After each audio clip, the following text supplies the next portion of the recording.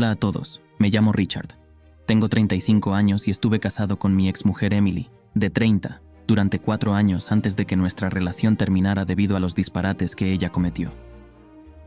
Emily y yo nos conocimos en un bar donde ella trabajaba de camarera. Mis amigos y yo frecuentábamos el bar a menudo, y desde el primer día que vi a Emily, supe que me gustaba. Tenía un encanto inconfundible que la diferenciaba de sus colegas. Durante semanas, seguí yendo al bar sin decirle nada a Emily, ni expresarle lo que sentía por ella. Una noche, mientras estábamos en el bar, Emily estaba sirviendo en una mesa contigua a la nuestra, cuando un hombre hizo algunos gestos incómodos hacia ella, haciéndola sentir incómoda. La defendí y le pedí al hombre que se disculpara con Emily. Otras personas que se dieron cuenta se unieron a mí para reprender al hombre. Pronto intervinieron los porteros del bar y echaron al hombre del local. Esa misma noche, Emily y su jefe vinieron a nuestra mesa con una bebida de cortesía para agradecérnoslo. Seguí visitando el bar y pronto nos hicimos amigos. De amigos del bar le pedí salir y ella aceptó. Emily y yo acabamos saliendo durante 1 año antes de casarnos. Unos meses antes de la boda, le conseguí a Emily un trabajo mejor para que no tuviera que trabajar más en el pub.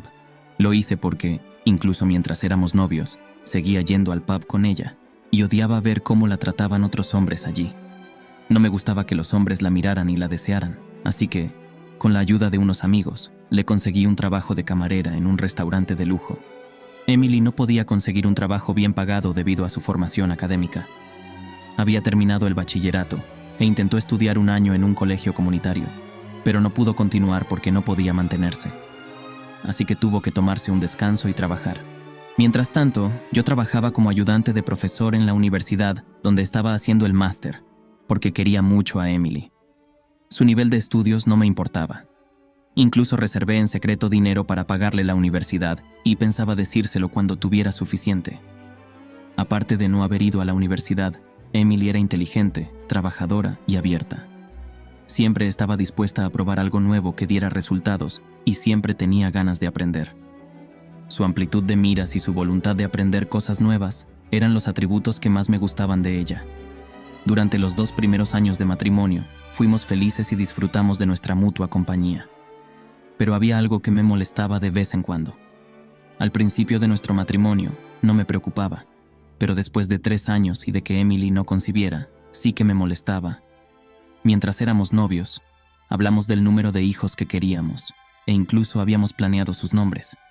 Acordamos tener 2 hijos, independientemente de que fueran 2 niños, 2 niñas o 1 de cada. Lo que más importaba era que tuviéramos el primero en los 2 primeros años de matrimonio, y el segundo unos años después del primero. Era un plan perfecto y lo estaba deseando. Quería que mi primer hijo tuviera al menos 14 años cuando yo cumpliera 50, y el segundo entre 10 y 8. Pero empecé a preocuparme cuando pasaron los 2 primeros años de matrimonio y nos acercábamos al final del tercero sin que Emily se quedara embarazada.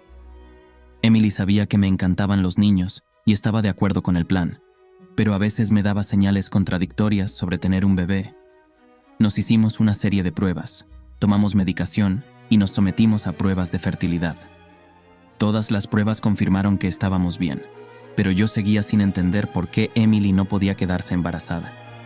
Ni siquiera me fiaba de los resultados de un solo hospital, así que nos hicimos las pruebas en distintos hospitales y los resultados fueron los mismos.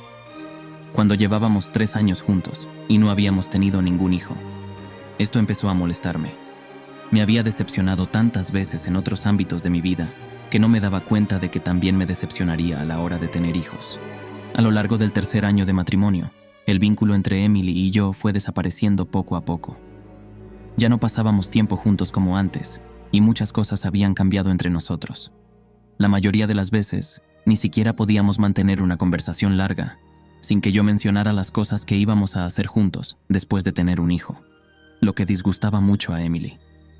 Empezó a quejarse de que me preocupaba más el futuro que vivir el presente. Poco después de celebrar nuestro 3er aniversario, me di cuenta de lo mucho que nos habíamos distanciado.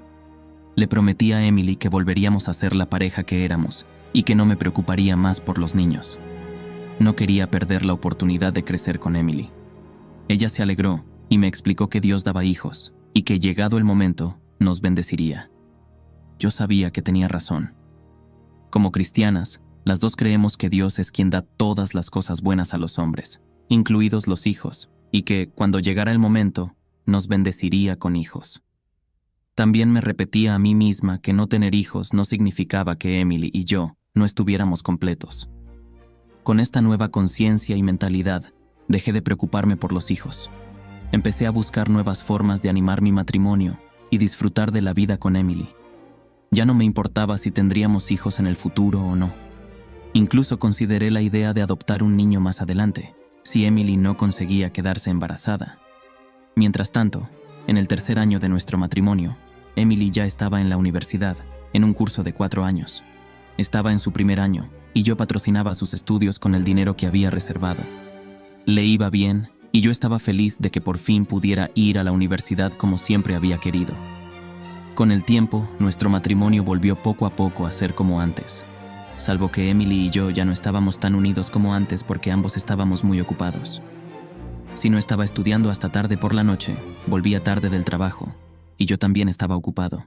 En el fondo, sabía que llegaría un momento en que estaríamos ocupados, así que no le di importancia. Intentaba ser un marido lo más comprensivo posible.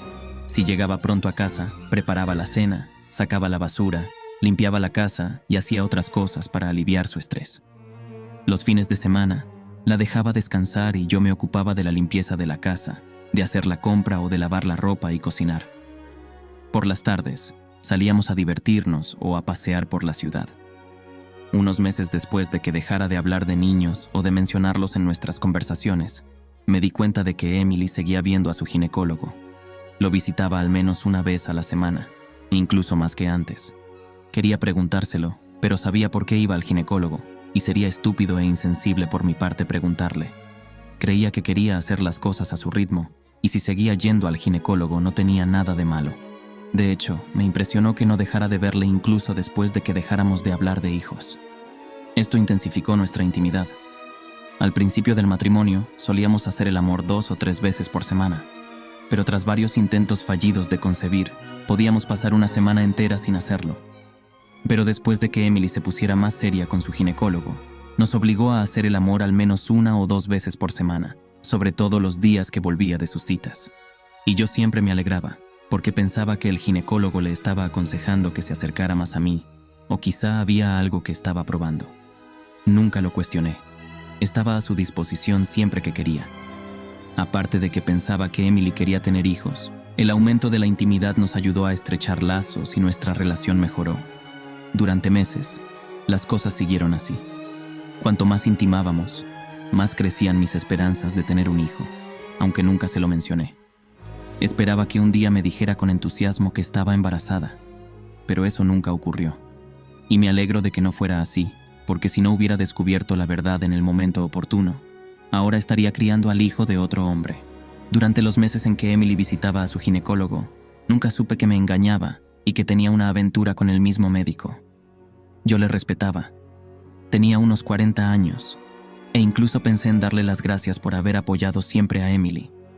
Me lo recomendó una tía suya que llevaba años sin poder concebir, pero con su ayuda por fin se quedó embarazada y tuvo un bebé hace 15 días.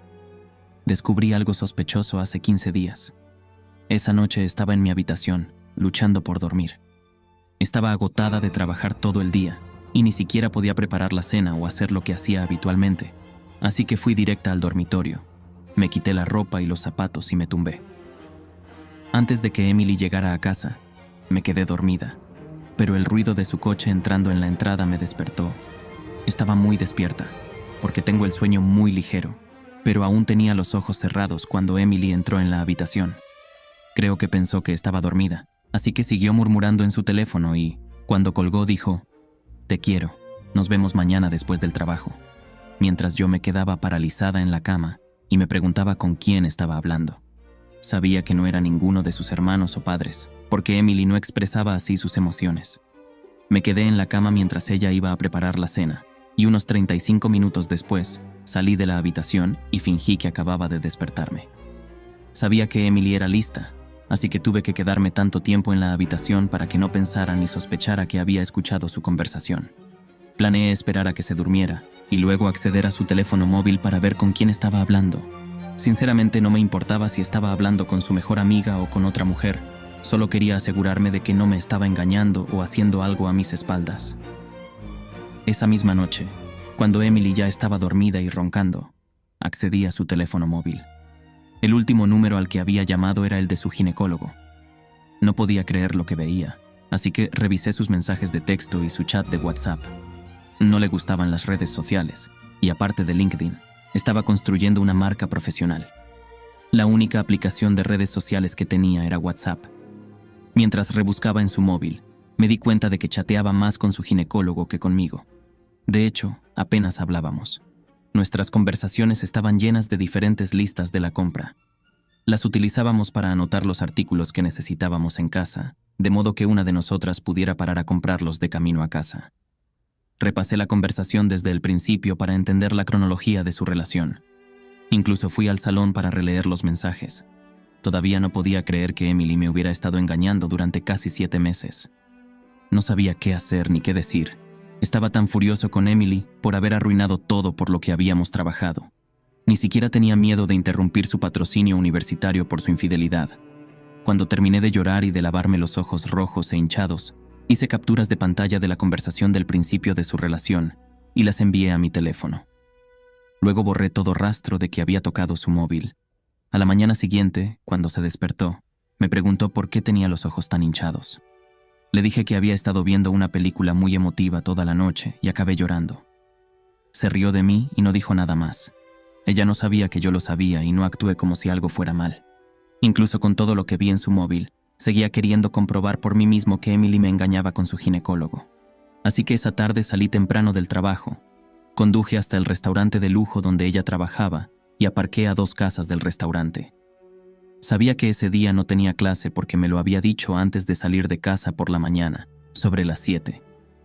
Emily terminó su turno y vi cómo salía del restaurante y entraba en su coche. Salió inmediatamente y la seguí hasta el hospital. Esperé a que aparcara en el aparcamiento del hospital y entrara. Al cabo de unos minutos, aparqué yo también y esperé antes de entrar en el hospital. Descubrí que tenía cita con su ginecólogo.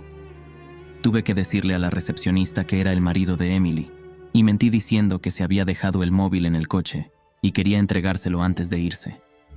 Fue la única mentira inteligente que se me ocurrió, así que la recepcionista me dirigió a la consulta del ginecólogo y pronto estuve en la planta. Sabía lo que estaba pasando entre Emily y el ginecólogo.